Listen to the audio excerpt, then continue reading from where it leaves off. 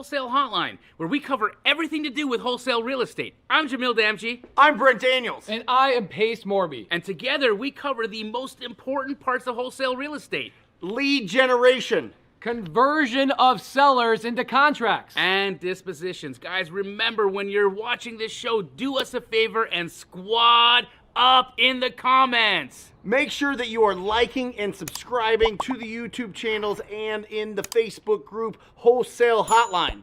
Most important, we want to know we're doing a great job for you and helping you build your business. So go give us a review on iTunes and or Spotify. So squad up and enjoy the show.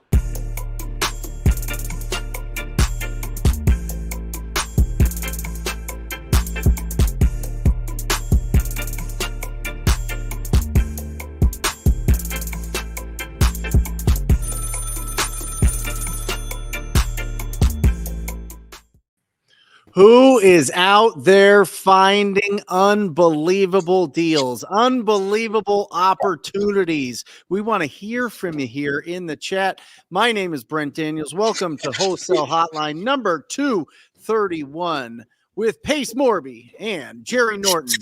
We're coming to you live to answer all of your questions about real estate investing, wholesaling, what's going on out there with realtors, all the changes going on with their commissions as of what, Jerry, today, tomorrow? I think tomorrow is when the, nationwide, some places have already adopted the new rules, but I think it's officially tomorrow's the drop dead date.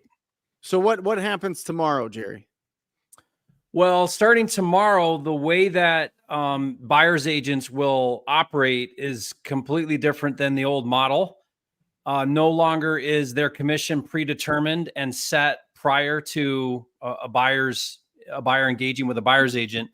No longer can a seller or seller's agent advertise a buyer's agent commission on the MLS. So that's removed completely. And a buyer's agent has to enter into a buyer's agency agreement prior to, I guess, showing properties or engaging in a relationship. They have to create a broker-buyer relationship. I actually think that's a really good thing for the buyer's agents, don't you think? Like, it's going to force these buyers from wasting all these buyer's agents' time, taking them on appointments. And then I remember one day, my wife had been working with this couple that was they went to our ward. Mormons, we call it a ward. And my wife met these people at our church. And after literally 2 years of showing these people houses, and they were just changing their mind, doing all this stuff. My wife and I go to Disneyland. We're in line at Disneyland, and my wife opens up Facebook, and it's a picture of this family saying, "Here's our new house. Thank you to this agent at the welcome center at the new home community that helped us buy this house." The agent, the clients, the buyers, they have no freaking clue that they just screwed my wife. I don't know where buyers think agents get paid. I think that this will actually help buyers agents out. Don't you think? I mean, buyers agents should have been figuring that out ahead of time. The problem here is, up until now, a buyer's agent, they didn't really have to sell themselves, right? They didn't have to do a sales presentation. They didn't have to show their value. They didn't have to earn their commission. You literally just showed up as a buyer's agent and you're getting 3%, whether you did a good job or not. It didn't have to be negotiated. Now, all of that has to be figured out up front before you even look at houses. So it's going to force buyer's agents to learn marketing and sales and all the things. What's interesting about this, though, is it doesn't mean that the seller can't still pay the buyer's agent commission. Right. And I think we're going to see that happen quite a bit like it used to. That I think that'll still be pretty normal. But what it does mean is it means you have to figure that out up front. And if a seller is unwilling to, if they don't want to pay the buyer's agent commission, that buyer's agent or that buyer and the buyer's agent have to figure that out. Right? Like, they're gonna have to figure out how to get paid if that's not the case. Yeah. How do you think it's going to affect the cash buyers that we sell our deals to? Guys? Well, this is the exciting part that's worth talking about, because I'm a big fan of double dipping. So I'll go to that listing agent and I'll say, "Hey, I'm unrepresented. I'll let you represent me in the transaction."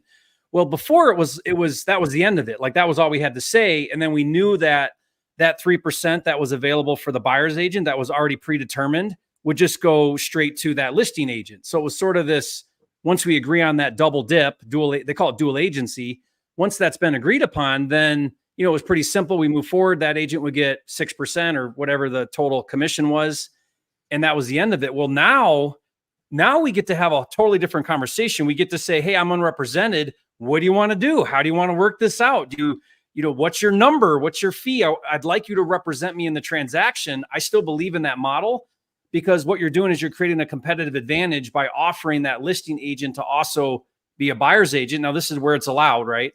And so now it's going to be interesting because we can offer any fee we want. We could eliminate that commission, and then the seller doesn't have to pay as much, which affects price. We could offer to pay whatever. We could say, hey, here's my price, get the deal done, and I'll pay a $10,000 commission as my buyer's agent. Like, we can do whatever we want now. So for me, I'm kind of excited about it because it actually opens up the door to even more opportunity and more possibility.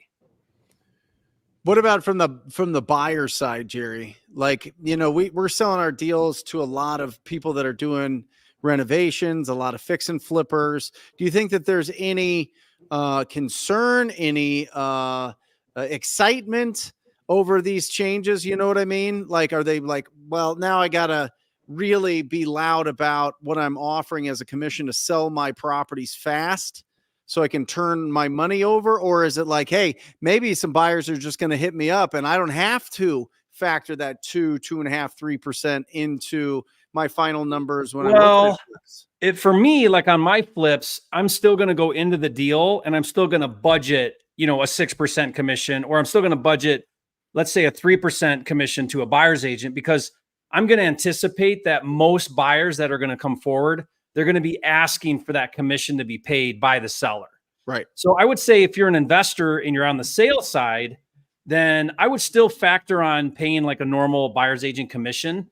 And then maybe you're pleasantly surprised. Maybe the buyer comes forward and says, we're taking care of the commission on my end, or, hey, I'm happy to make 1%, 2%, who knows? But I think for a little while, at least for me, on my flips, I'm going to still budget paying 3% to a buyer's agent.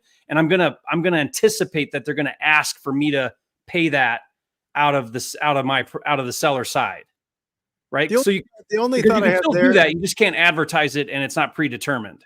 Yeah. The only thing that I'm thinking about that is kind of a big question mark for me is, okay, how many of these buyers are going to see it on Zillow, reach out to my listing agent and just try to buy this without an agent? And then we have to then be the one that's flipping the house, doing the disclosures, but also the agent is now going to represent the buyer as well.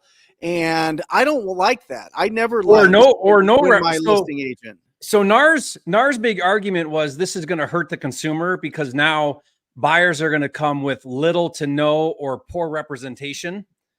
Because now buyers are going to be like, well, why would I pay 3%? Or I don't want to pay 3%. And can I just get a template? And what do I need an agent for to help me? And so I think we're going to what I think we're going to see is we're going to see the market actually realize that paying 3% to a buyer's agent is pretty ridiculous because that's a lot of money. If you think about how much money that is on anything $500,000 or higher, that's a lot of money for something that isn't really that complicated. Once you know how to transact, it's not overly complicated. And so I think we're going to start to see some boiler template, like we're going to see some flat fee type of buyer's agency, and we're going to see some discounted buyer's agents. Like all of that's going to come out now. There's AI. AI buyer's agents. Well, think about it. How is it not possible that you schedule a showing, you go to the property by yourself, no agent, right? You do some kind of ID, you get in the property, there's some interactive thing that's telling you all about the property. You want it. There's AI that's creating a contract for you. It's opening escrow with title. Like, we're seeing all of this happen in every other industry and every other business. Why would that not also be happening in real estate? So I think in time we'll see that a lot. Yeah, I just wonder how it's going to be for flippers that, you got a handhold or deals fall in, fall out. They're going with a different lender that doesn't have their act together, and then all of a sudden the appraisals come in real goofy. You know what I mean? And you're trying to work with the appraisal and show them the comps and show them the improvements and show them that you paid an assignment fee, but these are like your real low cost lenders that the buyer went out and found. You know what I mean? Like a buyer's agent powerful if they're connecting you with a great lender that's going to solve a lot of the issues that pop up in a transaction. They're going to be really good at negotiating for you. They're going to be really good at communicating with the listing agent. I don't know, man. I feel like this is going to be a mess. And I feel like the flippers, and I haven't had enough conversations. I need to have some conversations with, some of the bigger Nate Randleman's here, Pace, and some of these other guys that are flipping a lot, the Zach Keeps and all these guys that are flipping a bunch, and just see what their expectation is on this. If they're slowing down to see how the market reacts, or if they're all, business as usual. It's going to be real interesting. Yeah, I agree. remember the flat fee listings that would come out a long time ago. Where did those things go? Gone. There's still some people who do it, but I remember there was like 4 or 5 companies came out. They were billboarding everywhere, marketing, hey, flat fee listing, flat fee, blah, blah, blah. Assist to sell, need to sell, brokerless.com. They're still pretty popular. I mean, we use them sometimes. It's like $150. You get 20 pictures. I mean, you're getting no service. This is on the listing side, right? So like the listing side had that blew up real quick, and then it kind of fizzled down. It settled in. And I think that there is some very specific use cases where somebody like a Jerry, a Brent, a Pace, right? A lot of the people in our audience, a Carly Grunman, you could very easily handle your own listing. But for the average consumer selling their house, they cannot do a flat listing. So they're going to find out the same exact thing on the buyer side. I bet you there's going to be buyer's agents that come out and be like, I'll do a flat fee buyer's agent thing. Mm-hmm. And there's going to be some sort of invention in the marketplace. But again, I think it's going to go back to the way it was. Buyer's agents do all the work compared to the listing agent. They do all the bull crap. They do the TC stuff, the therapy. They're doing all the stuff. And I don't think it's going to go back to 3%, but I think the industry is going to normalize after a year or 2 years and go, we need buyer's agents. We just don't want to pay them a full 3%. Yeah, I think we'll probably see some like a la carte, like I'll show you 5 properties for X price, or, every showing is like this much, because, some people you got to show them 20 properties, and some people you show them 1, so I don't know. Well, I think we'll start to see some real creativity from buyer's agents now that they have to show their value and justify their fee. So it will be interesting to see how this all shakes down. I mean, a lot of people are saying that nothing's going to change. The only thing that's going to be different is it's no longer advertised, but sellers, the presentation that listing agents are going to have with sellers is going to be very similar, which is you better budget 3% to a buyer's agent. Otherwise we're not going to attract the right type of buyer. Right. Yeah. And so, who knows? It's kind of interesting to see it. To me though, it's kind of cool because it's disrupting, and that's when all the great ideas come out. That's when the new software and all the new things emerge, when when you open things up for competition. Right. Yeah, I thought for sure this would be like, there'd be a stop in the momentum of new people getting into the business of getting their license and doing all this. And then I talked to the trainers at the gym, and they're like all getting their real estate license. They're all excited, but they're like, oh, you're in real estate. That's incredible. Like, so many people are getting into that right now. And I was like, really? Well, here's what I do think will happen. I think we're going to see there's been a real separation between the real estate agent on this hand and the real estate investor on this hand. And I think we're going to see those two merge quite a bit more together. I think you're going to see real estate agents who realize that they can't survive alone just on being an agent, and they're going to start to move into the investing side, and which the most closely related to agents is wholesaling. So I think we're going to see a lot of transition there, and vice versa. I mean, we've been for years on the wholesaling side also listing properties. Now we're primarily, primary focus is wholesaling, but if they want retail and it's a last ditch effort, we'll list their properties. All my markets, we have a license and we'll list properties. why not for 3% if that's what they really want and that's the best solution for them? So we've already been kind of playing on that side of the fence on the investing. And I think we're going to see agents also doing the same thing. They're going to be able to sit down and wear both hats. Now, the thing is, though, is you can only wear one hat. Like you either represent the seller or you represent yourself, and you can't be both in the same transaction. So you got to like decide which one you are and stick to it. Yeah. But I think we're going to start to see a lot of that combination of the two. Well, I'll tell you what, on a weekly basis with the inbound, because I've really transitioned my business from outbound leads to inbound leads through pay-per-click and through TV. That's just starting this week as TV's starting up. That's exciting. The amount of retail, bro. The amount of listing appointments we set for our listing team is between 5 and 10 listings every single week with about a 30%, 20 to 30% close ratio. But I'm telling you, if you are serious about being a real estate agent and you're not connecting with the top wholesalers in your marketplace, you are missing out on a huge opportunity. Even though we get 50%, it's a 50-50 split. We're just like literally lining up in the calendar listing appointments. And if you know anything about real estate, getting listing appointments are gold. I mean, that's the toughest part of the job. Yeah. And it's the easiest work because you get the pictures, you get the description, you schedule the showings. And it's like Pace said earlier, by far 100 times easier to be a listing agent than a buyer's agent. Right. So when you land those listing agreements, that's gold. And I would say too, Brent, like for us, we have at any given time, $50,000 to $100,000 in our pipeline and just straight up listing commissions for properties that we initially intended to, they were distressed lists. It was a distressed seller, or so we thought. And then come to find out they want retail and we listed for them. Now, one thing that like Brent said, what he's doing is he's 50-50. So you're passing those off to a listing agent, right? And you're getting a referral fee. You can only get referral fees if you have a real estate license. Right. You got to understand that. So if you don't have that, then you can't receive those referral fees. Yeah, that's right. And my goal, Jerry, is to have my entire marketing budget covered by the retail commissions. Perfect. I get to that spot. Oh my goodness gracious. Yeah. That's because now it's all referral income, and now all your marketing and overhead is now covered from those commissions, from those referrals. Yeah, beautiful. Yeah, so I think everybody should think about that. I know traditionally it's like you don't need a license, and it's true, you don't need a license to be an investor. But I think like if you look at the pros and cons, okay, you have to disclose. That's the big thing. You always have to disclose that you have a real estate license. I build right into my contracts with sellers that we have a real estate license, but we're not representing you as an agent. We're representing ourselves as investors. So we're really clear about the disclosure there.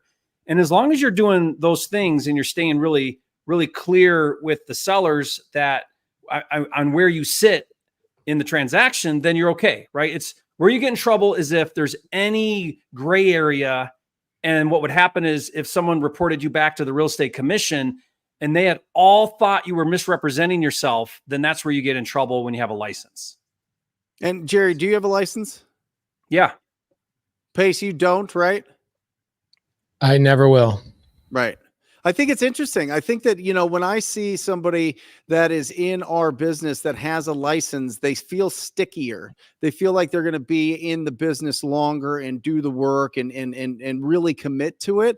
It's like this old, and I don't know if Jerry knows him, but Pace, Dustin Monger. Dustin Monger always had this thing where he was like, I won't date anybody that doesn't have a degree.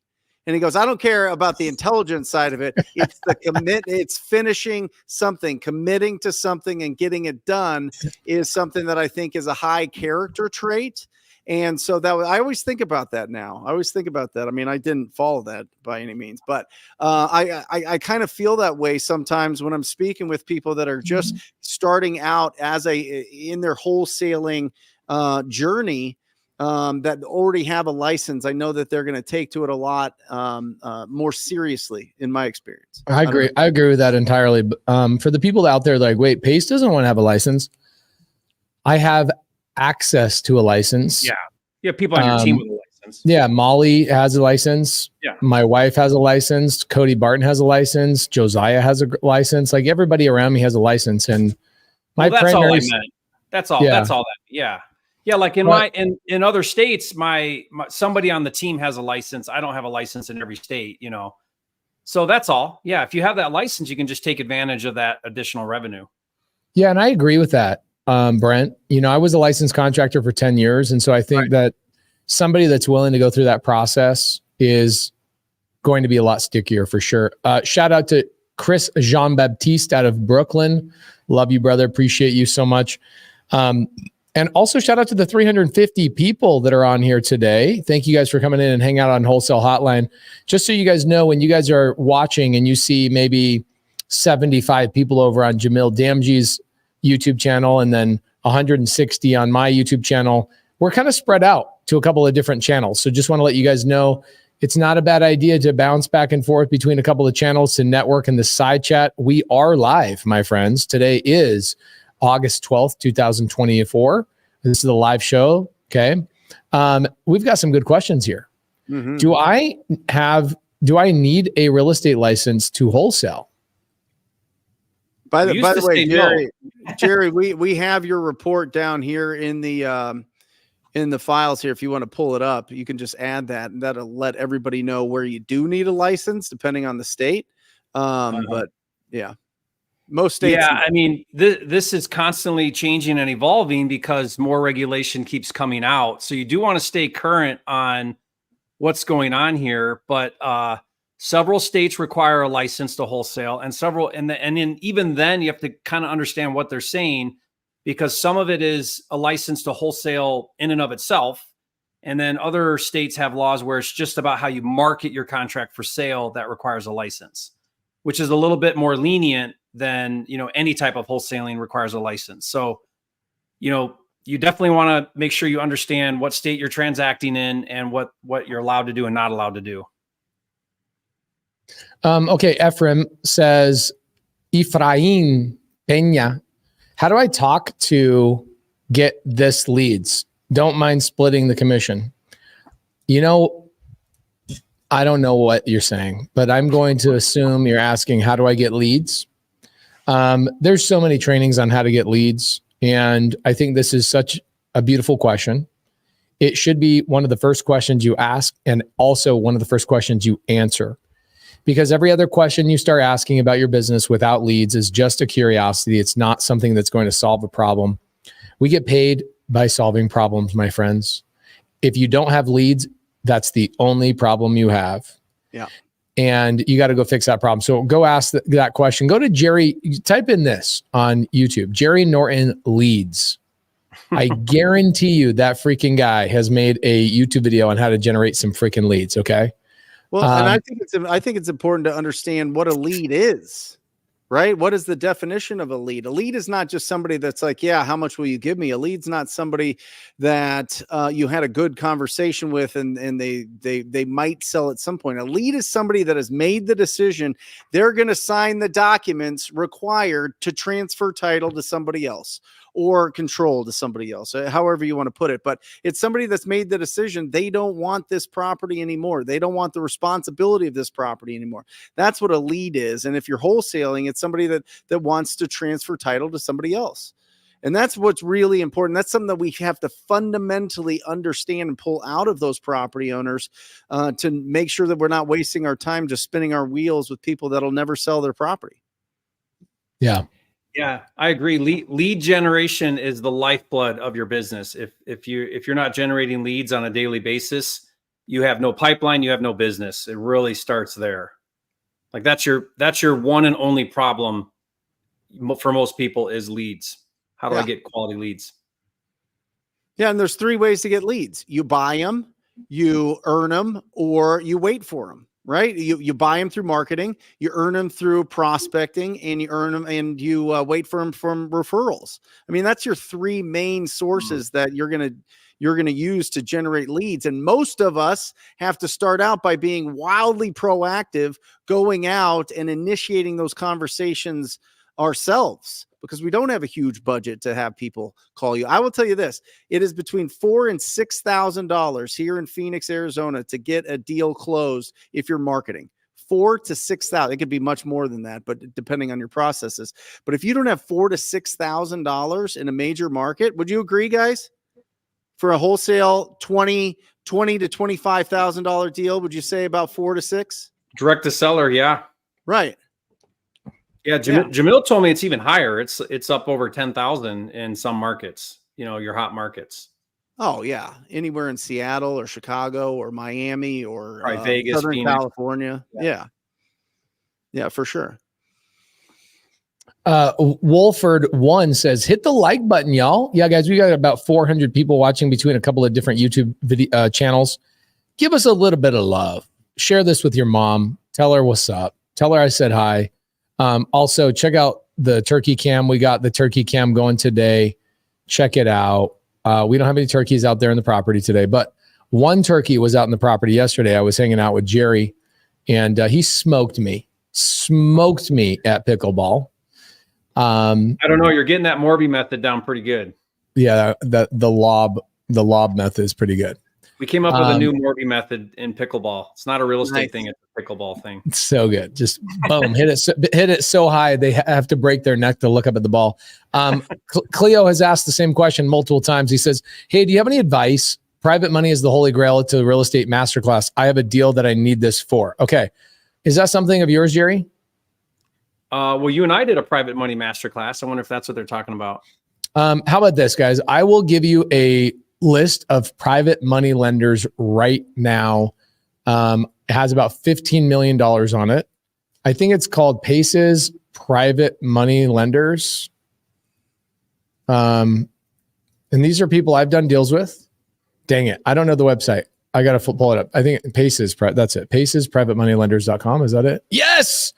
That is exactly it. PacesPrivateMoneyLenders.com. This has $15 million of private money lenders on it. Let me show you this list because I want you to see that this is no BS.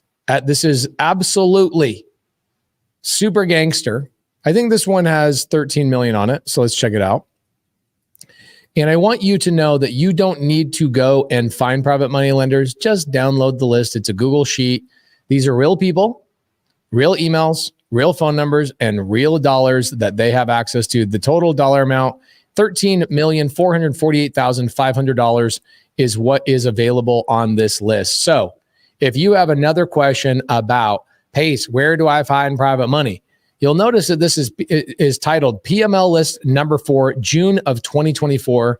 I just created this list. It is free to you, so you stop asking the question of where do private money lenders come from. Here's where they come from.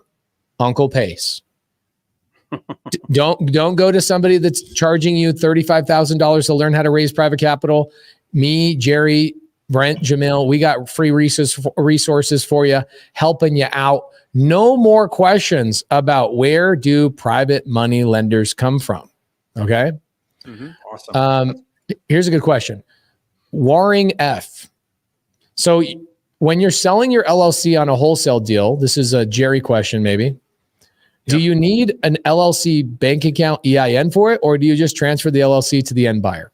Yeah, that's a great question. No, you do not need an EIN. EIN is your federal ID number because you're not filing a tax return. You're not doing anything. You're selling the LLC.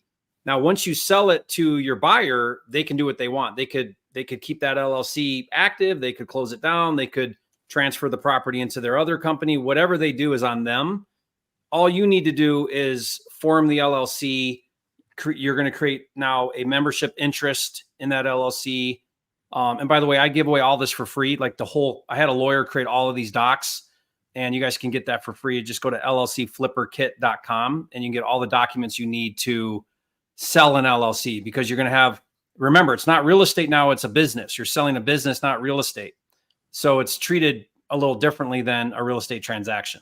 Why would you sell an LLC? Well, it's a workaround to not doing a double closing when you have a no assignment. So think about this, guys. Like, let's take a bank property. All bank properties have no assignment clauses. Some probate properties have no assignments. Sometimes a private seller will just want a no assignment. Some states have a no assignment baked right into their, state contracts. So, and we're going to see more and more of this come up where you're going to have to deal with not being able to assign your contract. So you could double close, but then you're paying fees twice and paying for transactional funding. So a workaround is you set up an LLC, you contract the property in the name of that LLC, and then rather than assigning your contract, you're selling the membership rights of the LLC to your buyer.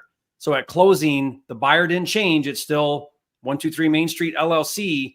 The members of the LLC changed from you to your cash buyer, right? So it's a really cool technique to learn.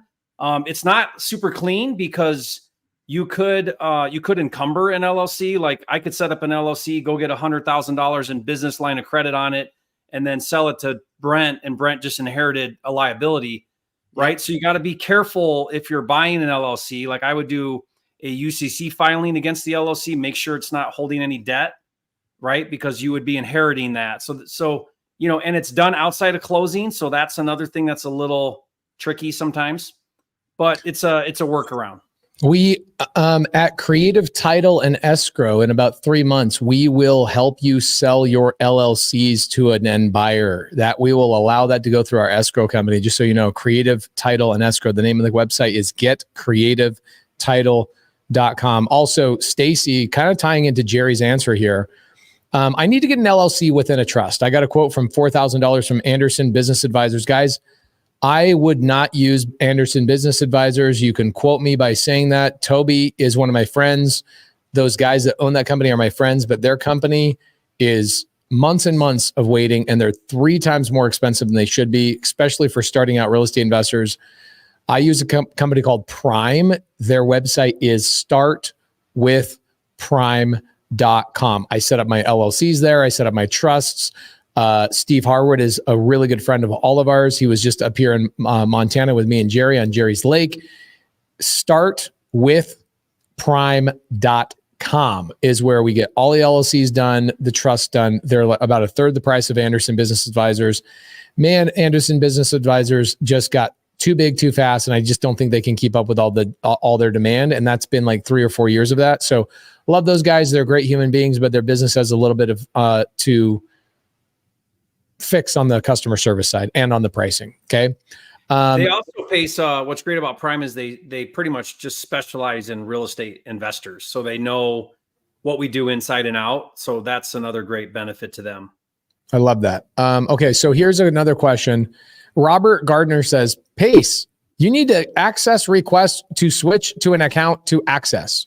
Robert, watch what I do, Robert. This is all you're going to do. You're going to go to Pace's privatemoneylenders.com. It goes here. You're going to type in your name and your email, and I will email you the list. You will get that list. I promise you it's a real list. You will be just fine. Okay. How do you go about selling my home through Creative Finance? Me and my wife are downsizing. Al, this is what you do. Let me show you something. You got a house to sell on Seller Finance. You come to your boy right here via email. Sorry, I know it's naked right now, but let me fix it. My email is pacejmorby@me.com. Email me details. I will help you out. Maybe I'll buy it. I don't know. But if you have a deal to sell, bring it to me, pacejmorby@me.com. Also, I just want to point something out. For those of you guys that don't know, I will help you find a house to live in for you and your family. I got this really freaking cool program that we've just built called pacehelpsamerica.com. You can go to pacehelpsamerica.com if you're watching this in the future. But right now, let me just show you what it looks like. These are all my buyers right now that want to buy they're end buyers. They want to move their family into a home. And I am helping them find houses on Creative Finance. So if you have a house you want to sell, I'm your guy. If you have a house you want to buy, I can help you find one. So come on over to that website, pacehelpsamerica.com. But the answer to your question, my friend, is just email me. I'll help you out, dog. Thank you so much. Let's see. Can you explain how to use PML? I have a deal for a sub-2 home for $25,000 down. Let me show you one more thing. Brent and Jamil or Brent and Jerry are like, oh my gosh, this Pace guy is such a pain in the ass. He's just constantly sharing his screen all the time. Well, they're not wrong. Let's just be honest. My friends are not wrong. I can be a pain in the butt a couple of times a day. So hold on a second. Let's check this out. One of my favorite things to do is I go over here to YouTube and I type in Jerry, Norton, Pace, Morby, private money. And Jerry and I did this amazing private money masterclass. And one of the first videos is how to start raising money, lessons learned borrowing private money, hard money versus private money. Private money is the holy grail. Oh, there you go. Private money. They were talking about our thing, Jerry. And it says how to structure private money loans. This masterclass, which I will give you the link to, my friend. I will give you this link right here. See, I'm copying it. Then I'm going to put it in the side chat just for you guys. This will answer your question of how do you use private money? What do you use private money for? How to talk to the private money lenders? And homeboy, I'm telling you, there's a friend of mine. He's a friend and I like him. He charges 35 grand and guarantees you after a year of his program that you will have 25 private money lenders in your database. 35 grand, 25 private money lenders. I just gave you like 65 of them for free 99. And Jerry and I made a killer YouTube series all about private money lending. And I put the link in the side chat. So just thank P-Dog and J-Dog. We got your back. Okay. Dang it. Sorry. Another Pace question. Pace, has your zero cash flow deals after party rolled out yet? I guess that is helping others. Yes, it has rolled out yet. As of tomorrow morning, we are fully ready to go. Pace, I want to be a PML. How to proceed? Check this out. Email pacejmorby@me.com. I gotcha. Dang, man. Today's just screen sharing time, huh? I like screen sharing. Rolling. It changes it up a little bit, but we got some questions here. Hey, Jerry, you got an answer for this one? Where is the best source to find out new state laws regarding wholesaling? Yeah, so if you go to wholesaleregulations.com, then you can get the latest update on state laws. And I just updated it. I added a couple other states there. Yeah, scroll down. I think we added North Dakota is one I added. They've been Alabama passed a law. Yeah, so they're all in there. And what I do is I break it down. I kind of go through the whole law and I give you just what you need to know about what the law is and when it goes into effect and what you have to do to be compliant. What do you think, Jerry? Do you think that we're just on the road to no assignments, or are we on the road to you got to get a license to assign? I think get a license is just step one, but I think the end game is they want to stop it altogether. So why? Because they don't want us transacting on properties we don't yet own. So that would be an assignment. That would be a double close, because even a double close, like everybody thinks double close solves the problem. It does temporarily, but they're going to close that loophole as well, because the problem is when you do your AB transaction, you can tell the seller, hey, I'm the buyer. But then when you do your BC contract with your cash buyer, you're typically doing that prior to closing on the property. So you're telling a buyer that you can convey title, in essence, on something you don't yet own, or you're marketing something you don't yet own on your BC side. Because the goal is with a double closing is you've got your buyer ready to go and you do the closings back to back. So if the problem is they don't like us transacting on properties we don't yet own and contracting properties we don't yet own, that would eliminate a double close, and a novation fits in there as well. So I think my perception of what's going on, and I watch all these laws very closely, so I'm seeing the trend here, is that, and I think in 5 to 7 years, not only will licensing is one thing to bring it underneath the real estate commission jurisdiction. Yeah. But I think they're going to keep going, and they're going to try to do like what South Carolina is doing and just say, no, you can't do it. We don't want you doing it at all. Does that open the door to them shutting the door to other creative options, Pace? I can't. You know what I mean? It. They go after wholesalers and then they go after subto, or they go after doing land contracts, or they go after wraps, or they go after all these other things, right? They go after controlling a property but not owning a property. Well, have you heard what they're doing in California? They'd have to get rid of lease options. They'd have to get rid of, like, I could convert every acquisition through a lease option and sell everything through a lease option if I really wanted to. bro, the amount of time and energy that would take for them to do that, I don't know. First step, they would have to understand it. Right? Like wholesale is simple enough for them to attack. They don't even understand wholesaling. They don't even understand wholesaling. And that's the easiest thing ever to understand.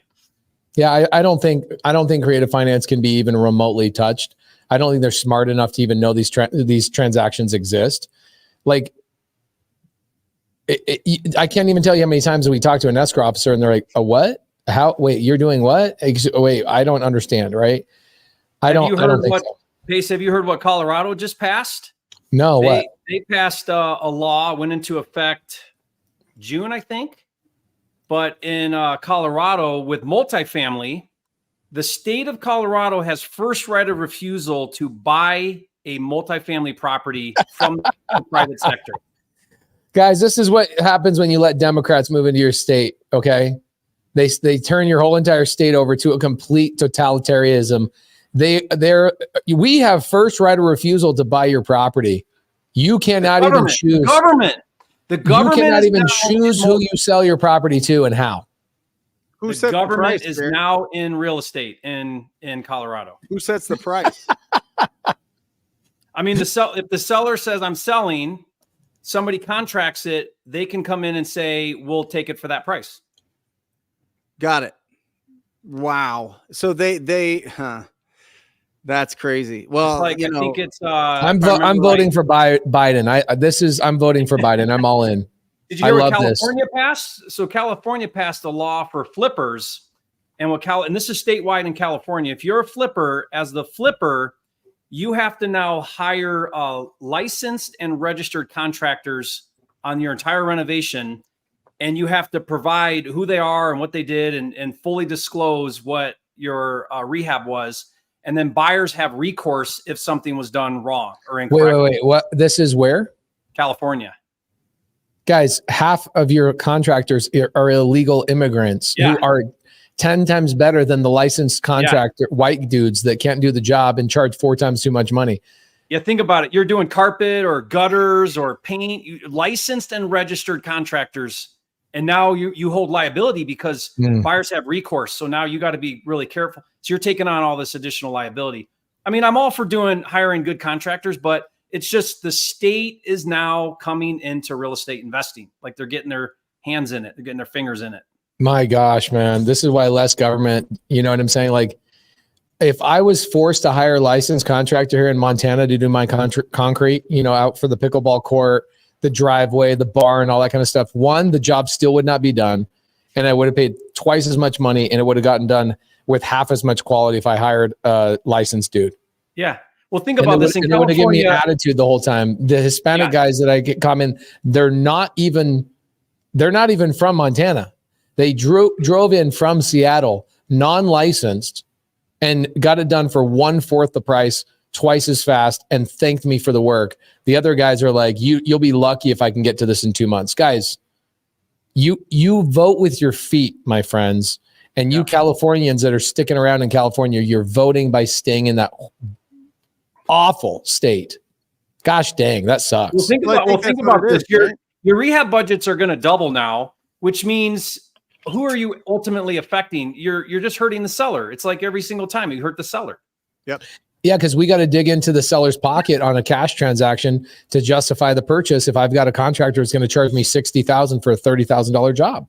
Yeah. Well, just like minimum wage, it doesn't hurt. It hurts the low income is who it hurts the most. Buyers determine value. And if it costs you more to get your money out, the value is going to go down in those properties. They're going to lose. The sellers are going to lose more. But I just think it's the states that have a lot of people. They have beautiful, beautiful cities, beautiful, at least landscapes. And they don't care. There's going to still be people that are going to accept that and live there. Yeah. Jem says, do you use licensed tax professionals, Pace? Yes, I do.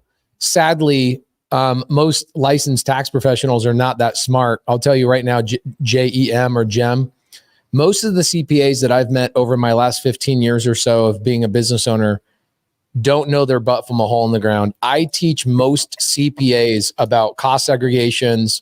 And for example, this property that I bought, right, that I'm in right now, 210 Kaufman Lane in Montana. I bought it for $3.7 million, $1 down payment. When I did this, the seller's CPA said, that's not legal. And I said, you are not correct. Can I have my CPA talk to you? And the CPA goes, I don't know what he's going to teach me. I've been in the business for 40 years. Okay, great. No problem. So my CPA talks to him, shows him all the legislation, shows him how to do these types of transactions. His CPA gets off the phone and says, how do I learn how to do this? So he goes from saying, I've been in the business for 40 years, this is not possible, to how do I do this too? Guys, most licensed tax professionals do the taxes for the majority of the United States, which are people that I wouldn't take financial advice from either. And so you have to find not just a licensed tax professional. You want to work with tax professionals that their average client makes a couple $1 million a year and has a net worth of what you want your net worth to be, because they will give you appropriate advice to the path that you are following. So don't go to H&R Block. Okay, those guys are broke and they have broke clients. Don't go to, like, you're just down the street, some like tax service.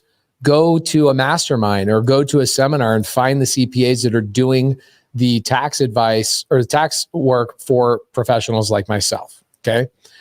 Sherry says, fantastic story, Pace. Okay, no problem. I would add to that, Pace. You know, there's your run-of-the-mill CPA is just going to take a look at your books and say, here's how much you owe. You know, what you want is you want a tax advisor, someone that knows the ins and outs and is going to help you reduce your tax liability. That's a specialized tax professional that understands high income earners and what they need to do to minimize taxes. Yeah. Juan Valencia says, is it a bad idea to focus on fix and flip real estate investing, work with wholesalers to buy properties, but not do any wholesaling myself? No, it's not a bad idea. I just want to point something out. This is my opinion about fixing and flipping. Jerry and Brent might have a completely different opinion. Fixing and flipping is not a full-fledged business. Even though you can make millions and millions of dollars doing it, fixing and flipping is a side hobby because it's challenging and it doesn't, it's not just challenging and I love it. It's super rewarding. I love fixing and flipping. It's probably one of the hardest parts of real estate to scale yourself out of. And so you're very capped in it, meaning how many projects you can do, how many states you can do, how many things you can take on. And so I do know a lot of people that fix and flip. I did it entirely. Like, it was my first couple of years in the business. It was probably 60% of what I did. I was fixing and flipping. I love it. I freaking love fixing and flipping, but it's not a full-fledged business. Wholesaling, you can scale. And buying and holding, you can scale. Fixing and flipping is very, very tied to renovations, quality of contractors, permits, delays, supply chain, etc. And also the market. In 2022, when the market changed, interest rates were really good. We were on projection to sell these 5 houses, and I was planning on making about $100,000 per house on these flips. And the market changes, interest rates go up, my buyers dry up, and I had to keep those properties in my portfolio. And so fixing and flipping is not always a guaranteed process. One thing that is always guaranteed, my friends, is a wholesale assignment contract. You get paid that day. You don't have to worry about it the next day. That's one thing that's beautiful. Second thing is my buy and hold portfolio will always go up over time, whereas a fix and flip is not 100% reliable. So what are your opinions, Jerry and Brent? Yeah, I would add to that. That's all very correct, Pace. I would add to that. One of the challenges with fix and flip is your cash conversion cycle and just cash management. It's a very capital intense business model. Yep. Every fix and flipper I know, and I'm one of them, and I've been in this place. You're constantly broke because you can't ever have money sitting in your bank account that's going into another property, and the cash is just out. You got all this money out, and then a windfall when it finally sells. And managing that cycle is very challenging because there's a lot of unforeseens with flipping. So you never hit your budget, you never hit your timelines. And so just trying to manage all of that, you've got a lot of payments out, hard money, private money payments out. So it becomes for most people very, very challenging, not just on what Pace explained, where every property is different. There's no two properties the same. You run into all of these unknowns. So that's why you can't scale it very well. You also struggle quite a bit to manage all of that cash that's got to be in the deals. And that's what I see swallow up fix and flippers the most. It's not that they don't know how to rehab or they don't know how to buy right. It's that they they run out of cash, and the Yeah. cash swallows them alive. Yeah, that's a really good point. Risk, right? I keep thinking about this because you talk about this so incredibly, Jerry, about the risk, right? The risk and reward and those big checks and really doing well. And you could take a lead that cost you, $4,000 to $6,000 and you can wholesale it and make 25, or you could flip it and make 50, 60, 70, 80. But there's risk. There's risk in your cash flow. There's risk in the market shifting. And I think that all of us up here can, and just like Pace was saying, all of us have gotten caught when the market has just on a dime just shifted within like a 30-day window. It could even be like a single day window. But when it shifts, that feeling that you feel is awful. It is the worst when you've got all of your pride in this thing, and you've got money in this thing, and you've got your family's money into these things, or your own money into these things.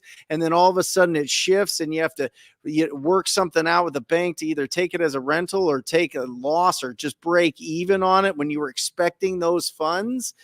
Oh, it's like one of the most heartbreaking experiences you will ever feel. And I don't care how good you are. I don't care if it's your first deal or your 1,000th deal. It'll catch you at some point. You will always get caught at some point. I would say if you want to flip though, keep it very light. Do cosmetic. Don't get yourself into any big projects.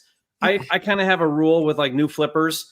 If you can get in and out of that project in 2 or 3 weeks and under 5 contractors total, okay, maybe, and then the numbers better be really, really good. You better make 4 times as what you could wholesaling it. Otherwise, just wholesale it, because you can do 5 deals in the same time you do 1 fix and flip, because it's going to take a lot of your time, energy, and effort to manage that project.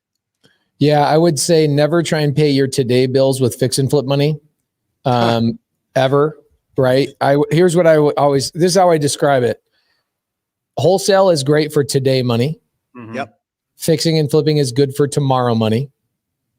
And buying and holding is good for forever money. Yeah. Slow, medium, fast money. Yep. Yeah. And so wholesale is like, I need to make money now. I hate my job. I want to supplement it. You can rely on here's what's great about wholesale. Generate leads, submit offers, find buyers, make money. Yeah. Jerry, what do you think? What do you think that window, real quick? Because I'm just really curious about this. What do you think that window is when when it's hot? When it's like a seller's market, when everybody's just making a fortune, like how big of a window is that? You know what I mean? Like, is it a year? Is it 2 years? Is it 3 years? Is it 18 months? Is it, you know what I mean? Because people get in, they start building their whole business around these big flips and doing these things. And then all of a sudden the music stops. And some guys get out beforehand. Guys realize we've seen market shifts in like a 6-month window, right? So you can get caught in a flip that's a 6-month flip and you get caught in it. But if you're staying under that, typically if you're staying under 6 months in a project, you should be okay. Meaning, you go into it, you think you understand the market. 6 months later, the market, might correct a little bit, but you should be okay. It's when you're in a 12-month or 18-month. That's why builders get stuck so bad, because they started that project, they don't finish it for 18 months. Market can completely shift in 18 months. So that you just got to be thinking about that. Like, think about, okay, well, where could we be in 4 months from now, 5 months, 6 months from now? Am I going to get caught? And Pace mentioned that. Like, I remember Pace, you and I in our private money, or not our private money, our creative finance series, we talked about, on one of them, we talked about, what do you do when you got to sell a property and you realize you're going to be selling at a loss? And I don't know if you remember this, Pace, but we talked about, don't sell it on a market, value, hold that property, maybe sell it on creative. And so we used the deal I had where I sold this house in Michigan that I would have taken like a $30,000 loss if I sold it. It was a flip, got caught on it when the market corrected. Instead, I sold it on land contract, and I sold it for way more than market value, because it was, I carried the note for the buyer. And then he just cashed me out, like a month or 2 ago. And it worked out great. Like, I actually made money because I stayed in the deal. He started making me, an interest payment. So it covered my debt on it, or my cash on it. And so, like, those things are going to happen if you're into flipping. You might get stuck in a project. So you got to be thinking about that all the time. How do I make sure I'm not in these projects too long if a market correction happens? Yeah. You're fixing and flipping is a side hustle. I tell people that all the time. I was watching Ryan Pineda, a good friend of mine, so this is not going to come across negative. I love Ryan. I think everybody here loves Ryan. We support Ryan. He's a great guy, nice guy. But I watched how he was saying, yeah, we have 65 flips going on right now. I was like, you are waiting for a tidal wave to happen. And guess what he's saying right now? He only wholesales. I only wholesale. Yeah. Yeah. So, look, again, I'm not criticizing him. I'm just letting you know, like, that's the experience of the people that are talking about it. And you make money in wholesale. You make money in fixing and flipping until you don't. Yeah. And wholesaling is not like that. Again, wholesaling is very simple. I don't have to have a license in most states. Somebody actually asked a really great question. I think deserves an answer. I think, first off, here's a really simple question. Pace, do you need an LLC to start wholesaling? No. Should you have an LLC to start wholesaling? Yes. Why do I believe that? To draw a really quick, stupid analogy is, do I need a wedding ring to get married to my wife? No, but it shows my commitment. And when I'm doing an LLC, it shows my commitment to the universe, and it shows a commitment to myself that I have an actual business. And by the way, when I call a real estate agent and the agent says, yeah, no problem, submit that offer. What's the name of your company? Oh, I don't have an LLC yet because I was too damn cheap. Everything in my life is, how do I do it for free, not invest in myself? I want everything for free. I'm not committed. In fact, that might be the name of your first LLC, is I wasn't committed LLC, therefore it took me too long, right? Get committed. Are you in it or are you not? And if you're not, you're going to be one of those people asking the question, like, do I need an LLC? I don't know. Do you need a bank account to receive money? I guess not. Technically, you could receive a check and go down to the check cashing place and they'll give you your money minus 8%. You don't need one, but by golly, it makes you look professional when you have a conversation with a private money lender, another wholesaler you want to JV with, or an agent you're doing a contract with, a title company, and also the seller. What's the name of your company? Oh, I don't have an LLC. It's just Pace. And you get to take advantage of all of the benefits of having an entity, right? You get all the write-offs that come with that. The answer is yes. Like, you don't need one, but why wait? Like, why would you wait? Well, Are you serious about this business? Then get one set up. I don't know, Jerry. I'm just not committed to the thing. I see all these other people making money, but I'm not sure if I'm going to make money. So I'm just going to dilly-dally, and I'm going to dip my toe in the water just a little bit. I'm not going to be non-committal, and I'm going to see how this works out. Guys, it won't work out. There is no toe dipping. Like, if you're non-committal in anything you do in your life and see how it works out. Yeah. You won't get a deal. It won't work out. Yeah, I had one question that was so good before I get Brent. You might have put that one up here. There was a question on here that said, "Don't you guys think?" Oh, here it is. Zach Chrisman.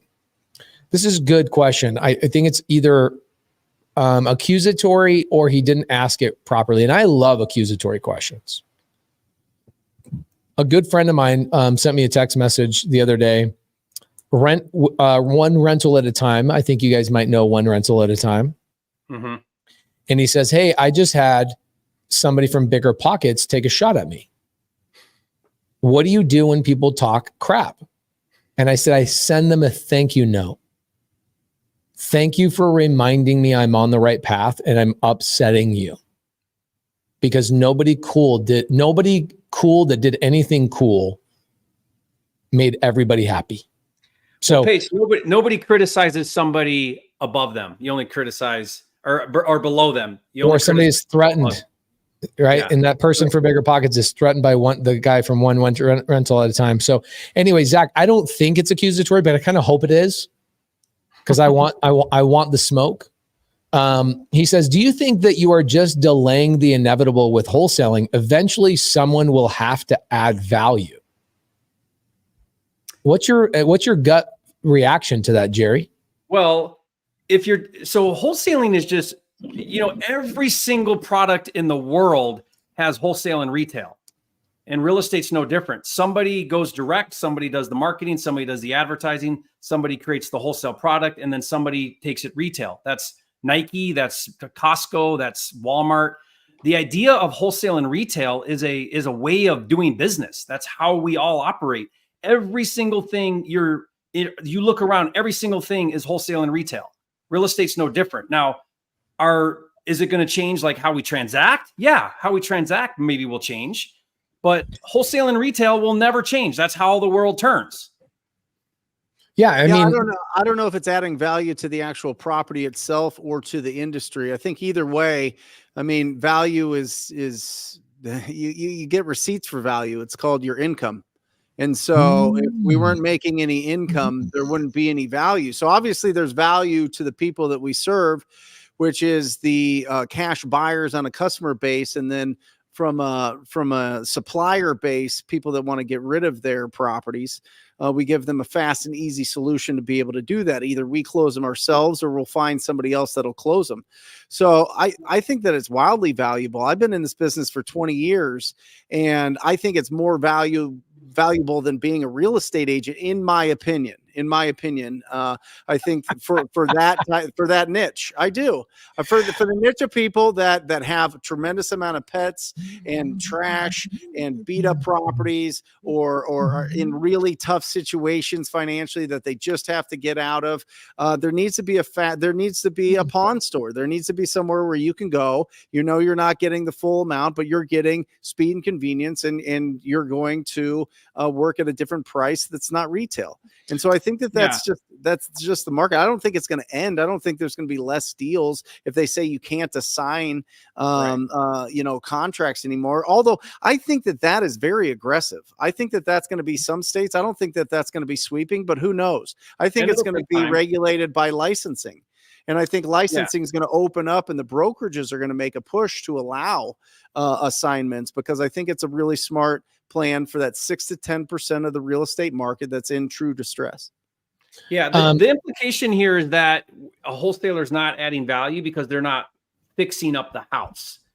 And that's one way to add value, but contracting a great deal that you bring to market to buyers that want to rent those properties or fix and flip them, that is value. You're bringing value in the form of an opportunity for somebody to take advantage of. Okay. So we understand that words have value, right?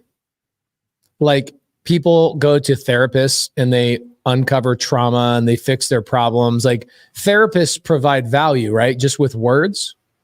Like, they didn't have to get a 2x4 and smack their client across the head and go, value. No, they used their words and their experience to provide value to that client. So what I laugh about is how infrequent I see agents provide value besides their listing price. That's the value that they're providing to the marketplace. Okay, cool. I got it. That works. What would you say? I laugh about this thing, and I'll bring it up for the next couple of years. David Green on Bigger Pockets. I recorded this clip. I've reposted a bunch of times. He said something. He said, I don't see why people wholesale. It seems like a gray area to me. It's almost borderline illegal. And I'm like, says somebody that has obviously never been in a wholesale appointment in your entire life. Because if you had, you'd realize that seller has already met with 3 real estate agents. They were probably already listed for 6-7 months. They fired that agent, go to another agent. That agent couldn't get the number that they needed. And then a freaking wholesaler comes along and uses their words to talk the seller to the appropriate price to then package that deal and provide value not only to that seller, but also provide value to the buyer. And well, why doesn't the buyer just do it? Oh, here's the first question. Why doesn't the agent do that? I don't know, because 99% of people on the planet are lazy, which allows the 1% of us that want to do the work to make all the money. Okay, second question. Why doesn't the buyer just go talk to the seller themselves directly? Probably because that goes back into the conversation we had about fixing and flipping. They're so busy wanting to shoot themselves in the foot, dealing with their contractors and permits and delays and all that kind of stuff. They don't have a freaking second on the planet to go and find their own deals.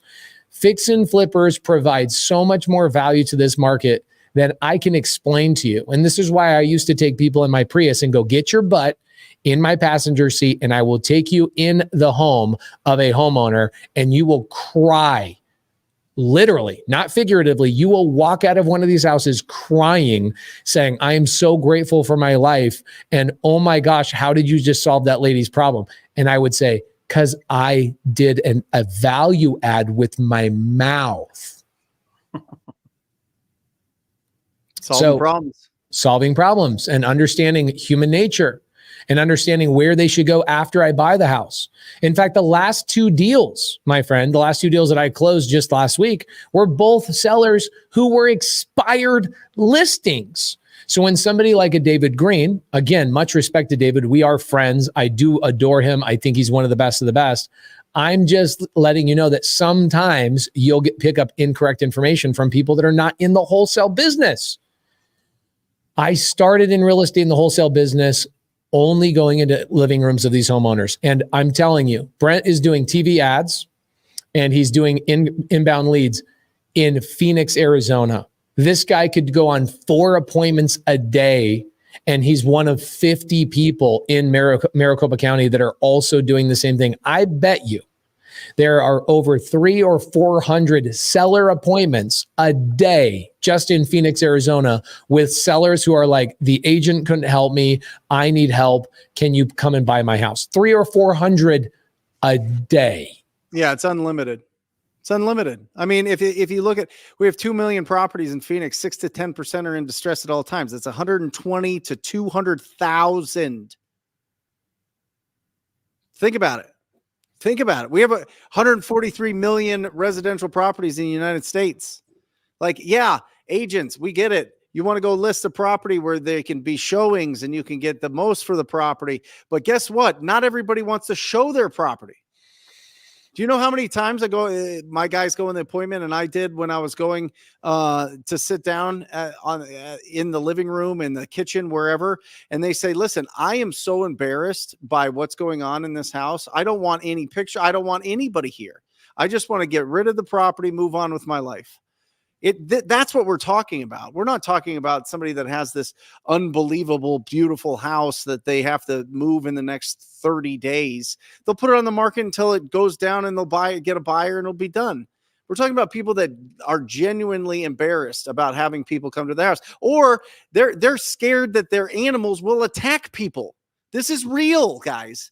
This is real life. This isn't, gated communities with beautiful HOAs that get on everybody if they have a blue pot in their front yard. Right, Pace? I have to check this out. This is too good. This ties into exactly what you're saying. So Pace does wholesale method work with mobile homes. Let me show you guys something. Today is screen share day.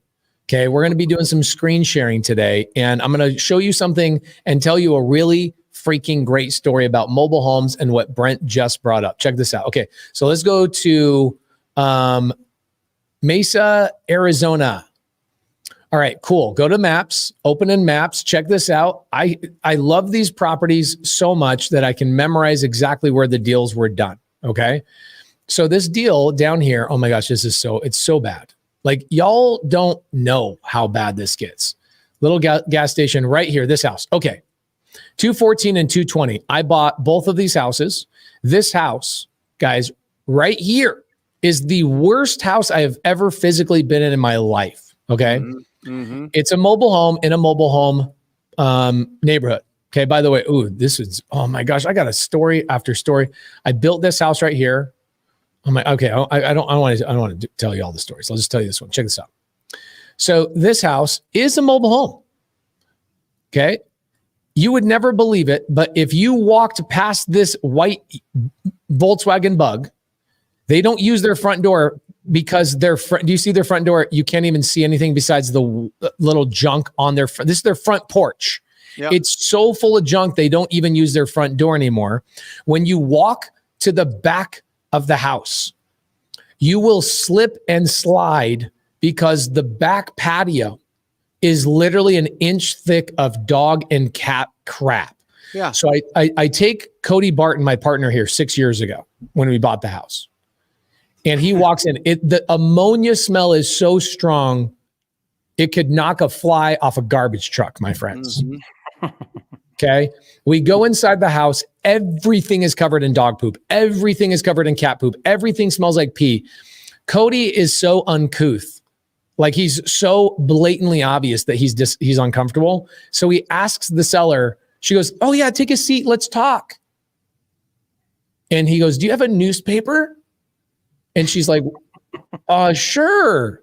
She gives him a newspaper. He unfolds the newspaper, sets it on the couch, and then sits down on the newspaper and freaking offends the seller. So what's wrong with my couch? And he goes, I just didn't want to sit in dog crap. Oh, guys. That went down well. This is 10% of the appointments you're going to go on. People that are struggling with issues. They have no next of kin. That, again, when you say, are you delaying wholesaling? Is the wholesaling delaying the inevitable? No, wholesaling is the ointment to the real estate agent scourge on this planet. Wholesaling solves the actual problem, which is real estate agents' inability to learn what real estate actually is, which is solving problems, not putting sticks in the yard and pretending like they know what the hell they're talking about. I think agents are delaying the inevitable. Real estate investors will devour them, and iBuyers and technology will remove them from the industry in the next 10 to 15 years. It's inevitable. There's going to be, just like right now, I could get a doctor to give me a prescription by a FaceTime call. I no longer need to go into a doctor's office. It will be the same thing with real estate agents. I think you got 10 years to be an agent, and 80% of them will be gone in 10 years. That's just me. Come back and timestamp this and go, damn Pace, you were right, or damn Pace, you were wrong. I'm right. 1 million of them are leaving the industry in the next 3 years. Bye-bye. Wholesalers will dominate. 3 months ago, it was we could only get pictures of a property that we had just put under contract on a Saturday, and it was by my house, so I went and took pictures for the guys. And in the den of the owner's house, the whole wall was framed with porno magazine pictures. The whole wall was covered with all sorts of very lewd and very nude all over. It was like wallpaper that he had put and framed it, like shadow boxed this crate and the whole. If you could imagine what the rest of the house was like, I'm just saying, like, people need to understand that we're not knocking on grandma's door who's got the roses in the front yard, and she loves the house, and she's baking cookies for the neighborhood, and we're trick her into giving us all her equity. It's just nonsense. Bro, I almost didn't get into this business. I almost didn't get in. I had a buddy of mine, Ben. I said, I'm going to get into wholesaling. He said, isn't that the business where you rob old ladies of their equity? And I'm telling you, I had a 30-minute window of my life where I questioned everything about real estate investing. This was before I ever generated a lead. And I was like, I can't do that. If that's what we're doing is stealing from people. And then I go on YouTube and I type in Jerry Norton, fix my problem, bro. Convince me, get me lined up. I overcame it. But dude, I don't think I've ever bought a house from a single old lady. I don't. And if I did, I guarantee you I reached out to their next of kin, or I had a welfare check on them or something. These are not the people you're buying houses from. You might even find a chopped off head in the chest freezer in the basement. Yeah, Jerry's just one-upping us now. Hold on, Jerry. Jerry. You're talking about feces. I'm talking about pornos. And Jerry's talking about a severed head. I mean, this is real life, guys. This is not. Oh my gosh, what a crazy. It is interesting because like the house that he had in Colorado, right? Jerry buys a house in Colorado. He wholesales it, and his buyer finds a severed head in a freezer in the basement. It becomes national news. And somebody probably was like, yeah, they should have listed with a real estate agent. Yeah. That's probably, it's like, what? There's a dead person in a house, and the murderer. Guys, we're not talking about people that are like Wall Street, brokers that went to Ivy League colleges making $7 million a year that we're reaching out to. Sometimes it's people that inherit a house that they don't want to have it. I did a deal with a probate attorney, one of my first probate attorney deals that was a referral. And I go to the house and I'm like, oh my gosh, there's no way this seller is going to want to sell this house. I call the seller and go, hey, His name was Jeff. And Jeff had inherited the property from his uncle. And I go, hey, Jeff, I'm at the property. Just want to see what you want to do with it. And he goes, I just want to get rid of it. What's your number? I go, 180. He goes, all right, sounds good. Send over the agreement. I go, really? You want me to send photos? He goes, nope, I already know I don't want the property. Just, really? You want to list through an agent? Nope, I don't want to wait for that. I just want to be done in a week. Okay, but David Green's going to tell me that I'm an evil human being and that wholesaling is rotten and this, that, and the other. Are you sure you want to list through an agent? He literally says to me, he goes, agents are dumb. I don't want to wait. Send me the contract. Guys, speed and convenience is only one of multiple things that solve these sellers' problems. That was one seller. He'd never seen the property, inherited the property. He didn't have dogs, cats, mental health issues. He didn't have a severed head. He just didn't want the property. And he didn't want to wait. He didn't want to sit there and like clean out the property and do an estate sale. The thing came with like a garage full of stuff. I got a Nissan ZR1, whatever those things are. I don't know. I got a horrible boat missing a prop. And I'm like, all right, sounds good. 180. I ended up wholesaling that thing for like 260, made 80 grand on a house that somebody's like, I don't even want to see the house. Perfectly intelligent guy. He just lived in Pennsylvania. It was a house in Arizona. He didn't want to deal with it. Probate's one subset. What about foreclosure? Right? Somebody lost their house. Somebody lost their job. The house is in disarray. They've been beating the house up. They got 5 kids and they don't know what to do. And they're like, man, it is endless amounts of people. And if you think about just the expired listings alone, 15,000 new expired listings pop up every day. That's 15,000 people that a licensed real estate agent failed to sell a house for. And real quick, before we go back to the Q&A, why did they fail to sell the house? Because they lied to him. I'll explain why. They said they put the property on the market at a price that they knew it wouldn't sell. That's the only reason properties don't sell is the price. No, Brent, the seller was out of their mind, Brent. The seller's out of their mind. The agent didn't do anything wrong, Brent. Except for their job. There you go. So there's where words provide value, right? The agent could not use appropriate words to get that seller at an appropriate price that made sense. Then a wholesaler comes along without a license and provides value with his mouth. I don't need a single 2x4 or sheetrock or any of those things to provide value to a situation. I need the money maker, which is my mouth. That's it. Listen, every house will sell at the right price. Every one.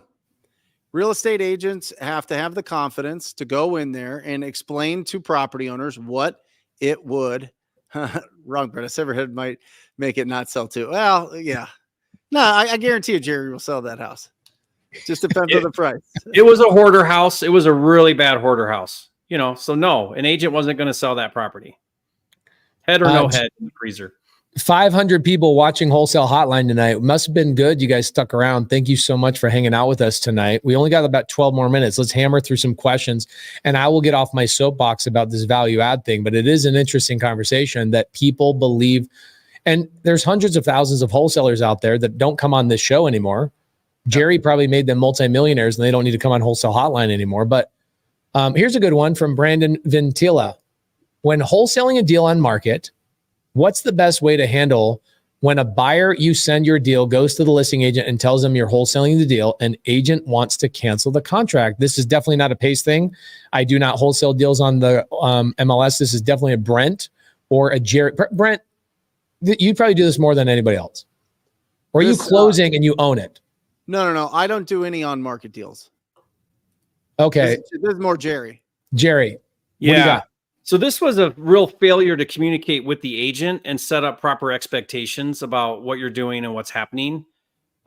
Because what happened here was clearly you failed to communicate to the buyer what's going on here, right? So if a buyer is going around you, they're contacting the agent, then somehow that buyer's not wanting you in the picture. They're not seeing what you're doing there. And while that certainly can happen, that can be prevented quite easily by just explaining to your buyers what's going on, explaining to the agent what's going on. And remember, at this point in the game, you have an executed contract on the property. The real estate agent was involved in that process, but the real estate agent is not involved in what you do after you contract the property. So as long as you have a right to assign that contract, even though it's on market, you can do that. And I would just work on how you set proper expectations with the agent and with your buyers, because that is one of the challenges with the on-market model is, it's already challenging when we're trying to, manage different parties in a wholesale transaction. You got a seller over here, you got a buyer over here, you got title. How do we bring all these parties together and have a successful transaction? Now on market, you introduce an agent into that mix. So it means you have to get really good at managing who everybody is and their roles in the transaction and be very clear about that. I think this one leads right into it, Jerry, as well. How do you answer the agent if they ask you right off the bat if you're a wholesaler? I say only on Fridays. Yeah. Here's your response. Do you mean, do I sometimes assign my contract? Yes. Sometimes we assign our contract. Sometimes we assign contracts to other entities we own. Sometimes we work with other partners and investors that maybe take the property to the finish line and flip it. Maybe we keep it as a rental. We have a wide array of exit strategies we employ, and assigning our contract is one of them. Now, when I say that, I never actually said the word wholesaling. Wholesaling kind of puts agents in like this deer in headlights type of thing. So when I explain to agents that we have multiple exit strategies and assigning the contract might be one of them, and here's what that means, I very rarely have an agent have a problem with that. Does anybody get mad at flippers for their profits? Anybody? Not really, because they they're earn like it. Exalted. They're like, let's do a bunch of TV shows about them. Yeah. Yeah, because people feel like they earned it. Yeah. That's so true. Let's glorify these guys for making so much money. Where'd the deal come from? Yeah, even on our TV show A&E, that we're like, hey, can we show where the deal came from? They're like, where'd it come from? Wholesalers. Oh no, we can't do that. We can't show that. I mean, there's glorified luxury real estate agents, right? There's a ton of Netflix shows on that. There's a ton of fix and flip shows, right? How do they find all the deals? I made an offer to a guy. Yeah. Do you know who that guy is on the other line that they're negotiating with? It's a wholesaler. Yeah. He's probably wearing a TTP t-shirt. They're like, oh, look at this. We're going to call the other agent on the other line and negotiate this deal because this smoking hot deal doesn't have 15 offers on it. And they're going to give it to, somebody on a TV show. Knock it off. Yeah. Like, what are we talking about? We are the engine of the flipping business. We are the ones finding the deals. We're the ones sitting down and really having the strong emotional intelligence to be able to solve the problems of these property owners that have this property that's gotten way out of control. It's wild. Nobody has gone through the trenches like us. We're like the first line of defense. We're the tip of the spear, baby. Everybody 100%. else is glorified, and we're there friggin' throwing away our polos because it smells like a cigarette wiped with, in somebody's ass. You know what I mean? Like, so accurate. Like, quite literally, my wife would make me remove my shoes when I came home from my seller appointments. Oh, if you wear wool, never wear wool in the winter. Just burn it. Oh my gosh, it'll attach to that wonderful wool, and now you got to throw away that beautiful cardigan that you have. Trust me. Oh yeah, I'm still heard about it. Cardigan, more like buy again because that thing's ruined. Buy it again.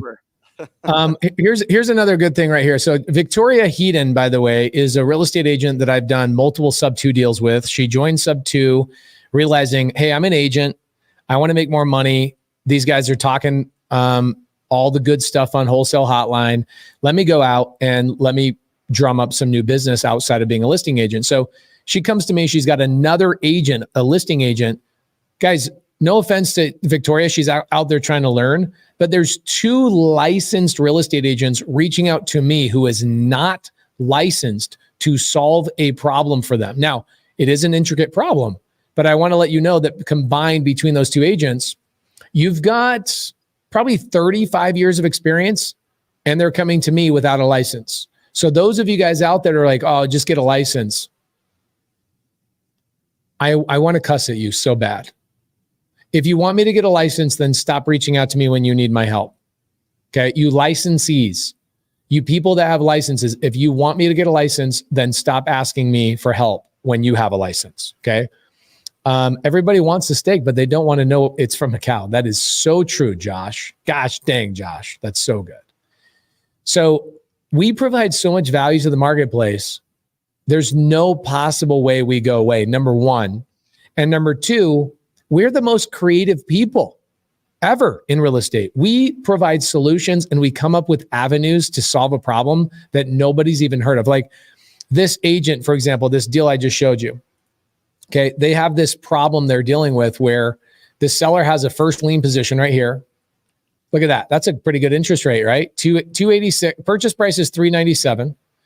The first lien position is FHA loan 2.9%. Okay, second lien is 6.69. I don't love that part. But the seller's like, give me $1,000 in cash and I'll walk away. Cool. Agent, here's what's interesting. The agent gets more money than the seller. How many times have you guys seen this situation where the agent gets paid significantly more than the seller? So I'm not claiming this at all. Okay. I just want to I want to make people think for a second. If wholesalers are out there stealing the equity of Grandma Betty, what do you think the agents are doing in this situation where they are literally making more money than the seller they work for? You're telling me this is okay and this is appropriate and it's just right there out in the open, but a wholesaler wants, and by the way, guess who they're reaching out to? A wholesaler. Now, these agents don't criticize the business. They're part of the business. They're part of the solution. I'm just highlighting to you that there's agents out there that are willing for their seller to lose 20 grand, 30 grand. Man, I remember one day when I first started in this business, Brent, Jerry, you'll remember this in your business as well. I went on an appointment and I said, I got to buy this at a price where the seller's going to have to write a check for 50 grand to get rid of this house. And I just go, there's no way they're going to say yes to this. And they do. I give them the offer. They go, no problem. And they write a check for 50 G's to get rid of a house. Have you guys both had that situation? Yep. Yep. If that doesn't tell you how much pain we are solving of people, and by the way, every deal I've seen a seller write a check on a cash deal to get rid of, they also dealt with an agent before they called me. Wholesaling is a magical business. Magical business. And like Brent mentioned earlier, wholesaling is everywhere. How do you think I bought milk at the store and eggs and bread? Oh, because the grocery store, they produced and added value, right? No, they went directly to the seller. They negotiated a contract and they assigned that to the buyer. The buyer pays a higher dollar amount. You guys want to know about Walmart? You guys want to hear how Walmart uses this business model to a T? Check this out. Walmart goes to, let's say, a cup manufacturer and says, hey, we want to sell your cups at Walmart. And guess what? You'll be so lucky because what we'll do is we'll sell those cups and we'll pay you 90 days after we receive the money. Yep. And we're going to sell it for a higher dollar amount. And not only we're going to sell it for a higher dollar amount called wholesaling, we're going to basically assign it to the end buyer. And that buyer, they think they paid Walmart. They didn't. They didn't pay Walmart. They put it in our account. We held it for 90 days. We made interest on the money and our profit. And then we let you have the money. It's called net 90, net 30, net 60. Google it. And you will find that every product you buy you purchased it from a wholesaler. Just from a morality standpoint, if I saw a property on the market, I locked up that property on the market. I then closed on that property. I did nothing to that property except for I went and called some friends that like buying properties in that area, and I made $30,000. Did I close on it? Yes. Did I take risk? Yes. Or what if I just lock up a property that's off market? I call my friends. They pay me $30,000. Which one has a higher morality? It's just more risk for me. It's just more risk for what we do. I know, like, what are we talking about? Do you know how many deals that I got beat out on as an agent representing investor offers because the listing agent had their own pocket investor? They just had to put it on the market because their broker required them to list all properties on the market before accepting offers, which they had already accepted, which was lower than the offer that I was going to give them. Come on, players. Crazy. Let's go. Let's go find some amazing deals this week. Let's go find some amazing opportunities. Challenge yourself to find a $50,000 deal, because that means that you provided $50,000 worth of value. Go break your brain. Go get that wire. Go get that check for $50,000 that you put into your checking account that has $42 in it right now, and see how that feels. See how your brain feels off after that. See how much pride you have in what you're doing. It's bananas. Bro, when I got my first $25,000 check, I should have changed my name. I should have changed my social security number. I should have changed my blood type, because I came a different person. Yep. Dang, I might need to go do that. I don't even recognize myself from 11 years ago. Guys, oh my gosh, getting that first check, even if it's $1, $1,000, 25 grand was my first deal. Welcome to the gates of heaven. You've made it, and it's called wholesaling. Yep. Yep. Just all agents can kiss my ass except for you unicorn agents. All the other agents can kiss my ass. Quote it. Come back here. Send them here. Share the video. Say Pace Morby says kiss his ass. Unless you're a real estate friendly real estate investor, I'm coming for your lunch. I'm coming for your expired listings, because you can't help your client and I can. Kiss my ass. Sorry. Jerry's kids are in the room right now. I'm all pumped up. Let's go get a $50,000 check. Let's go. Guys, make sure that you are liking and subscribing. If this is hitting those synapses in your brain, you're like, these guys, I like these guys. These guys are good. Go to each one of our YouTube channels, hit the subscribe button. We come out with content 4 or 5 times a week.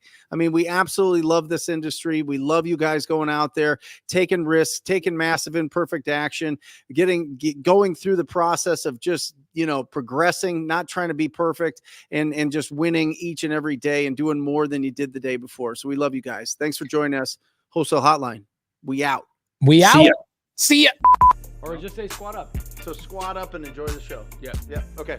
1, 2, 3. So squat up and enjoy the show. What are you doing? I didn't say nothing. Why? I don't know. Okay.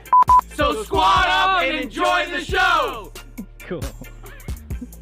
I think we should use the one where Jamil doesn't say anything.